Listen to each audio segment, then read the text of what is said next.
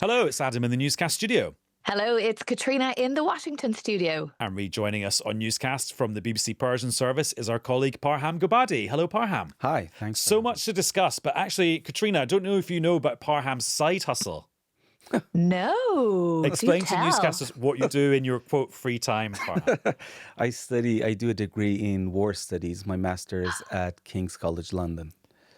Well, first of all, just Wow. how do you find the time, especially when you're covering the news 24/7? It's difficult, it's not easy. Like the first semester, for 3 days a week, I was going to university, and 4 days a week, I was at work, so no free time. But this semester, it was a bit easier, so I had 1 day off.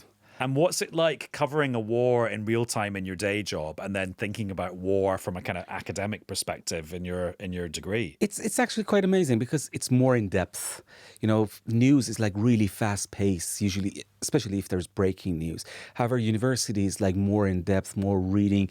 I think as a journalist, you need that kind of input as well, you know, sometimes to take off and to just delve more into a topic to get more insight. Well, students of the future, Caitríona, will be trying to work out what changed between Tuesday night when Donald Trump was on Truth Social saying that potentially a civilization was going to come to an end overnight, and then when we all woke up in the UK to the news that actually there was going to be a 2-week ceasefire between the US and Iran.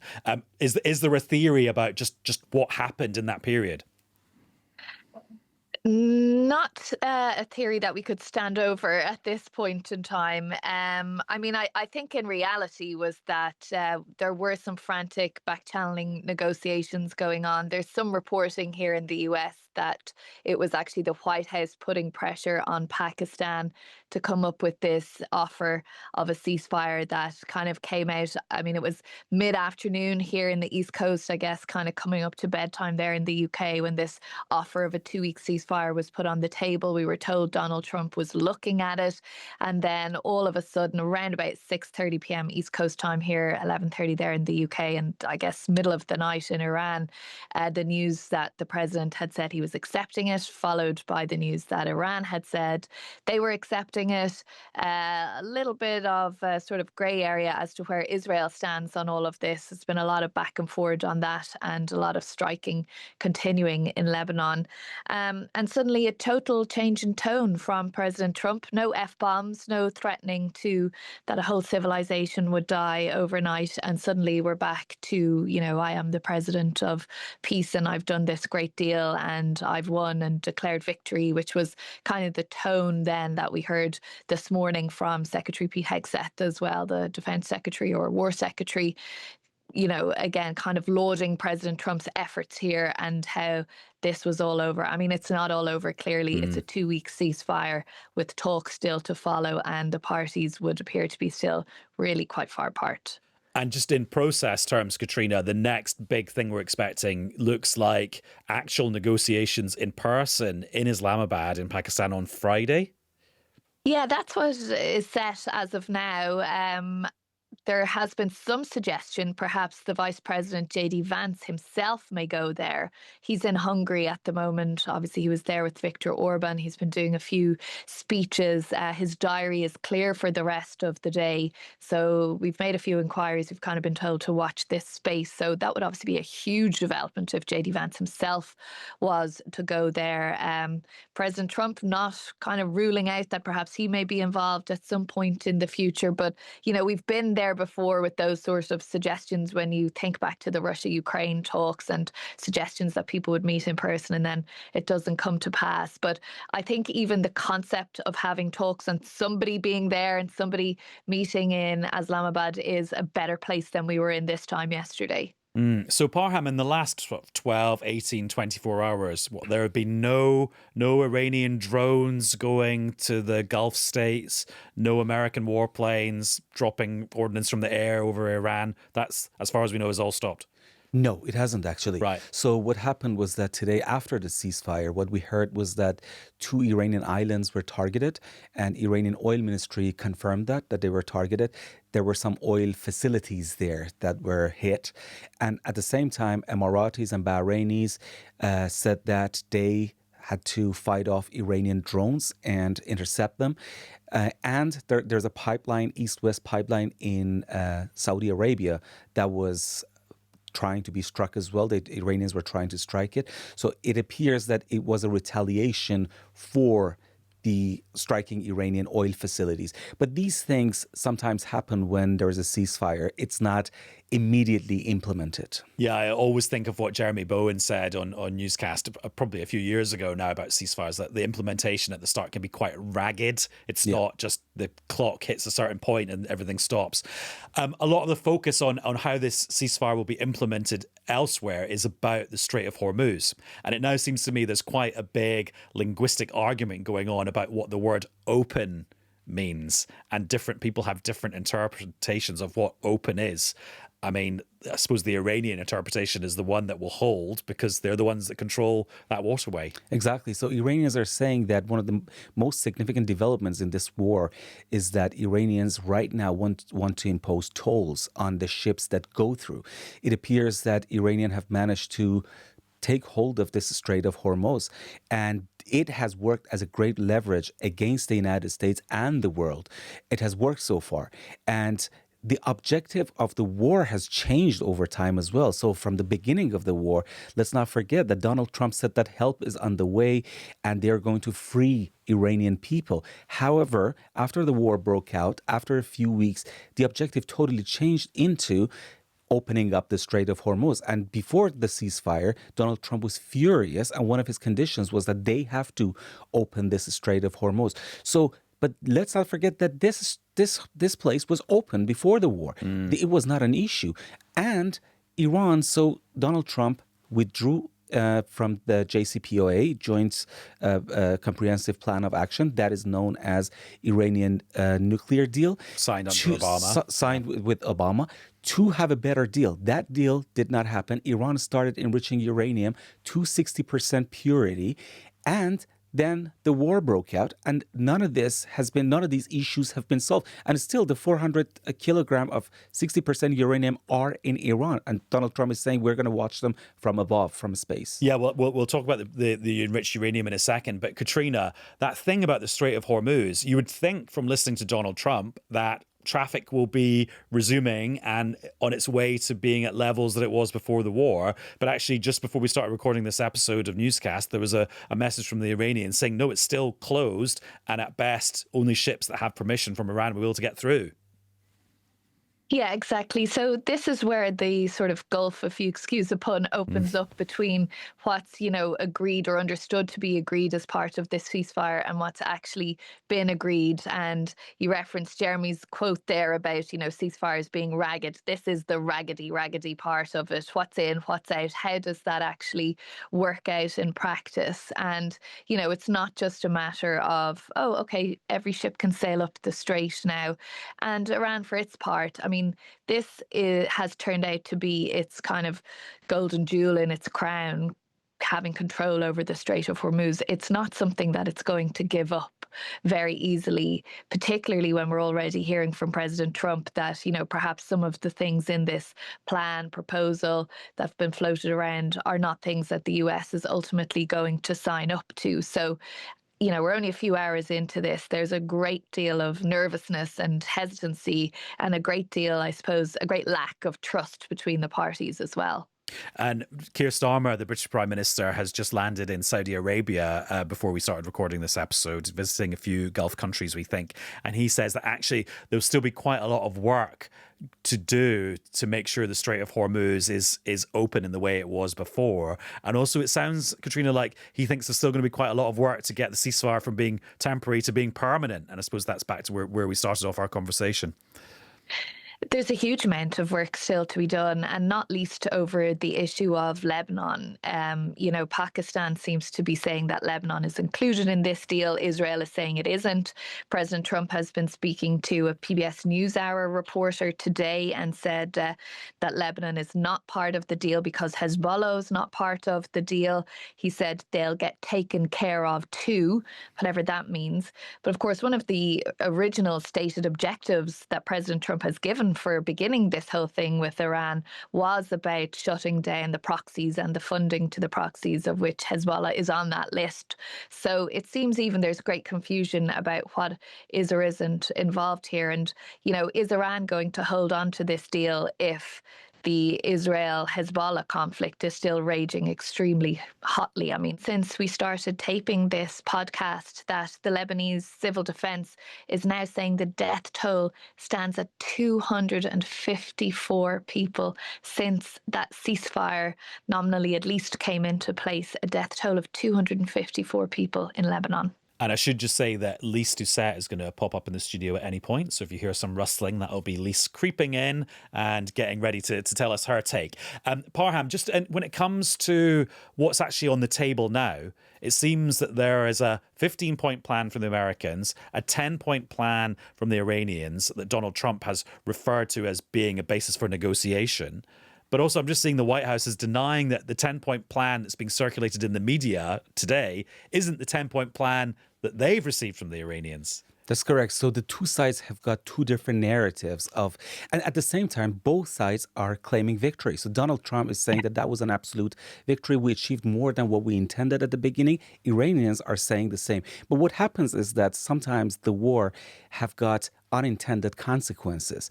And at first, both Benjamin Netanyahu and Donald Trump said that one of the aims of this war is regime change. That did not materialize. Not only that, one of the unintended consequences was the blockade of the Strait of Hormuz. And from now on, it seems that Iran has gained this, strategic success that it is going to be an undeniable party to the traffic of this Hormuz. And this might be, something new to non-Iranians. However, for Iranians, they all knew it because Iranian hardliners have been asking for this to block the Strait of Hormuz for decades.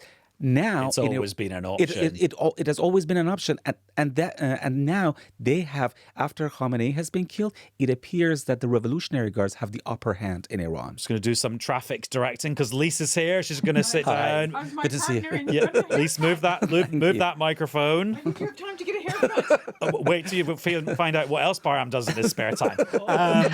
He's doing a degree in war studies in his spare time. We were just hearing. You've got a PhD in war studies. Anyway, well, I was going to say, Professor Doucet. But let me enter this conversation. Yeah. It's like entering the Strait of Hormuz. No tolls. Quite too dangerous. We've just had a factual account of what has happened or not happened in Iran, except President Trump's version is completely different. So, as Parham said, there has been no regime change. Not only does it remain in place with new leaders, but they're even more hardline. What do we hear from President Trump every hour for many days? We've had productive regime change, is how he's described it. And the new leaders are much more reasonable. Parham has said the Strait of Hormuz is still under Iran's control. President Trump has been saying that the strait has been opened. And he's, in one of his many interviews with journalists who are now calling him up, I don't know where he finds time to do anything else. Every day he's picking up the phone and talking to journalists. And he floated the idea that he could have joint control of the Strait of Hormuz with Iran. So and he's it could be a joint money-raising scheme. So he's gone from demanding Iran, and demanding in capital letters with exclamation marks, that Iran should open the strait now or else, to saying, well, we could both control the tolls, and as he put it in one of his Truth Sociables, we'll be hanging around helping the tankers go through. It's very, very hard to square the statements that he makes from one day to the next, and sometimes from 1 hour to the next. But Lyse, you said that the new regime in Iran, or the continuation of the old regime in new form, is increasingly hardline, or more hardline than its predecessors. But they have negotiated a ceasefire and agreed to a ceasefire, so they've sort of laid down their drones. That's not hardline, is it? It is very interesting because this, even though it's often the case that when wars end, during the war and when it ends, you have to try to shape the narrative. And each side will say that they've won. That's for their supporters and for their enemies. And so Iran is saying this is claiming this as a victory. And it believes it's succeeded in many ways. It's still surviving, and it's still controlling the Strait of Hormuz. But it had been saying it wouldn't accept a ceasefire. So I don't know what you make of that, Parham. So it seems to have accepted this, but only on some reassurances must have been given to them that this would lead to a permanent end to the war. And we understand that it wasn't just Pakistan's top general, the Field Marshal Asim Munir, who was on the phone sending messages, and that's difficult right now given the communications difficulties with Iran. But President Trump himself confirmed that China also got Iran, which I think was also very important to Iran. They don't trust President Trump at all. They don't trust his envoys. And with reason, the last two rounds of negotiation were shattered by US-backed Israeli strikes. Obviously, Caitríona, there's triumphalism coming from the Defense Department, now known as the War Department by itself, and there's triumphalism coming from President Trump. Is there any sense of what's the mood in the rest of America and the rest of the system? I think in general, the rest of America, it's a sweeping generalization, but is slightly relieved that the tone and the temper has gone down from yesterday. I would say, over the last few days, a lot of colleagues went home for Easter break and Passover and so on, and reporting back from their families and friends in other parts of the country, people aren't engaged really in what's going on in the minutiae detail like we are. They're more concerned about the rising price of fuel and all the other cost of living things that we've talked about here. But on a political front, there's, continued outrage from the Democrats about the manner in all of how this has been conducted. Still those calls for, removal of the president that we saw yesterday in the wake of those tweets. Bernie Sanders, the senator, is saying he's bringing a bill next week to stop US military aid to Israel entirely. So there will be some support for that as well, because we are seeing, with this sort of break in position between the US and Israel over the last few weeks, we are seeing a rising level in the polls here of people not wanting to support Israel in the way the US traditionally has, questioning more and more why the US gives such unwavering support to Israel. And no doubt that we'll see that continue to rise as well. Interestingly, Lindsey Graham, Republican senator and a very close ally of President Trump, and very, very hawkish when it comes to what's been going on in Iran, he's been talking this morning and sort of reserving judgment on this deal. And again, as you guys have been discussing there, we don't really know what's in this deal. There seem to be varying accounts of what is or isn't potentially on the table. But he has said that there are some troubling aspects to it, and he wants the president to come forward to Congress and explain just what he's thinking about doing here. And this is all going to come to a head in the next couple of weeks when the president comes looking for more funding for this war. And, speaking to some Republicans over the last day or two, they're really now starting to question just how much money the US should be spending on this. And also there's a big piece in the New York Times where their superstar reporters have managed to basically get a readout of the administration's conversations in the Situation Room when they were deciding whether to press the button or not. Yeah, this is extraordinary, an article from Maggie Haberman in the New York Times, and it's from a book basically that's coming out later in the summer she and her colleague have put together on. And there's a piece in the New York Times, I'd urge people to read it. It's quite long, so set aside a bit of your evening to do that. But she basically starts the piece on the 11th of February when Prime Minister Benjamin Netanyahu was at the White House. I was at the White House that day, and I do remember remarking how odd it was that Prime Minister Netanyahu didn't come in with the usual bells and whistles up the driveway, no photo ops, no press conferences and so on. Came in a side door, very serious meeting was held, as Maggie Haberman's reporting, with a small group of people very senior to the president, notably the vice president not there. He was in Azerbaijan that day. And apparently this is when Prime Minister Netanyahu laid out the plans that he had to strike Iran, and basically persuading or attempting to persuade President Trump to join in with him. And then Maggie Haberman sets out what happened between there right up until the 28th of February and the different levels of advice that the president was being given or not given, as the case may be. I mean, it was quite notable to me that a lot of people seemed to be not giving an opinion on what the president should do, but just sort of saying, well, it's up to you, sir, and you should do this. If you decide you should, I'll support you.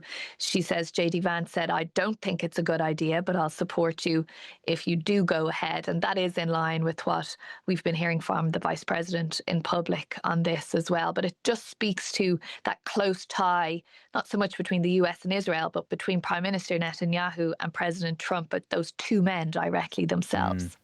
And Lyse, to bring it right up to date now, we were noted to this earlier on in this episode, but is there a potential for this ceasefire to fall apart because of what's happening between Israel and Lebanon and Hezbollah? It's interesting. This war, perhaps we don't have to remind ourselves, this is either you see it as a separate war, it's a continuation of the Gaza war of 2023. And there have been moments like this before. And in fact, you can even go back to what's happened in recent Iranian history. Do you remember the 12-day war where President Trump announced a ceasefire and Israel still wanted to keep attacking? And then there was that post on social media where President Trump basically said, send those bombers back. Don't attack. The war is over. And the Israelis complied. And similarly, when the still very shaky ceasefire in the Gaza Strip came into force, when Israel assassinated a Hamas leader, President Trump put him on notice and said, I don't want you to keep doing this. So today I was thinking, well, when we heard the Pakistani Prime Minister Shehbaz Sharif saying there's a ceasefire on all fronts, including Lebanon, Prime Minister Netanyahu said no, Lebanon's not included. Iran expressed concern. And then I thought, what is President Trump going to say? He's the only one, if he really wants to keep this deal, if he wants it to stick, he's going to have to rein in Israel. And he didn't. He said Lebanon is not included. And Lyse, I'm going to give you an exam question. This is more like the reference to Parham's degree here. And it's I only have a BA in war studies. He's got a PhD. And it's the question about winners and losers here, because there's a lot of discourse about who's won and who's lost, or whether everyone's a loser. And so I'm going to give you some time to think about that exam question while Parham asks my question about have you got any sense about how Iranians themselves in Iran are reacting to these extraordinary events? Whether it's that amazing threats from Donald Trump 26 hours ago, or whether it looks like the war is over, at least for a bit. There's an internet blackout, but I managed to talk only to two people since last night. One of them has access to Starlink. She sent me a photo of her, and she had this a rash on her skin out of stress. She was saying, because they were thinking that Donald Trump is going to drop nuclear bomb on Iran after saying that the entire civilization is going to die tonight. So she was saying that I cannot tell you how stressed we are. Whoever I talk to, we can't eat, we can't sleep. These are really, extremely difficult moments for us. So after the ceasefire was announced, she was relieved. She was against the war from the very beginning. But she's against the regime as well. However, there was another person that I received her audio message today, and she was crying her heart out. She was saying that we endured this war hoping that the regime would fall, that we are going to see the overthrow of this regime. However, they have remained, and they're going to be more emboldened and more confident, because they are going to say that, listen, we managed to kill thousands of our own citizens. We managed to survive a war with the most powerful military in the world and the most advanced military in the Middle East. And we are still in place. Not only that, we have the control of the Strait of Hormuz. Nobody can remove this regime from now on. So she was totally devastated. So there are different moods in the country. Some people are relieved because there are no more bombings. Business as usual, they can go back to work because, it's really difficult to make money in Iran right now, especially with this inflation. However, others are totally devastated because they think that they have to deal with this regime again. And is there a possibility that in 2 weeks, 2 months, 2 years, there's still an Iranian nuclear program? I don't see any sign. They're still, even in this, the bullet points that they've sent, their request, nuclear enrichment is there. They said that they want to have nuclear enrichment. There is no sign, or at least I don't see any sign that they are going to give up on their nuclear enrichment program. Lyse, your exam question. Lots of people saying, Iran has won, America has lost. What's your take on winners, losers? I'll answer it in two parts. One, and I'm sure I've said it on this program, when wars unfold, If you have a PhD in war studies, you know this. When TBC. when wars unfold, they unfold on two levels. It's what happens on the ground, the physical, concrete manifestations of who won, who lost, and then there is the narrative, the perceptions of what happened on the ground, which also unfold. And it's been my observation in covering wars for a long time that is the perception of what has happened often matters more in the course of this war than what really happened. So when the Iranians say we won and they convince themselves and those around them they won, it helps to frame their narrative. And too, in the United States, when they say, as they have done, President Trump has been saying since almost the beginning of this war, we've won, we just need to win a little bit more. So what matters is, it doesn't matter what the reality on the ground is. Yes, Iran has lost significant military capabilities. Yes, many of their leaders were assassinated. They feel they won, and in some ways they did win, and in some ways the Americans did win.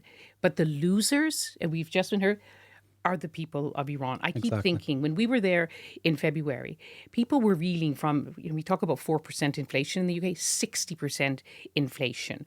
And also the collapse of the real currency, looking for way out, desperate for sanctions to be lifted, desperate for there to be an end to the mismanagement and corruption. I keep thinking, what is it going to be like after the war? There's no sign yet that sanctions will be lifted. The negotiations have to succeed.